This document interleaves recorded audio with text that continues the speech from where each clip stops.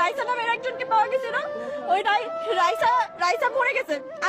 আরেকজন ছিল, ওর অবস্থা খুবই মুমূর্ষু ছিল। ওর 5 বেলা সবাই বলছে, আর বাকি 2জনকে পাওয়া যায় না। আমার বোনকে আর কাউকে পাওয়া যায় নাই। তাইলে ভাই এইগুলা কি ভাই? রাত 3টা বাজে লাশ নিয়ে তারপরে জানায় যে আমরা যখন এখানে আসছি, হ্যাঁ, মানে যখন প্লেনটা এখানে ক্রেস্ট হয়েছে তখনই সাথে সাথে ক্লাসে মারা গেছে প্রায় 15 থেকে 20 জন। ওখানে মারা গেছে 30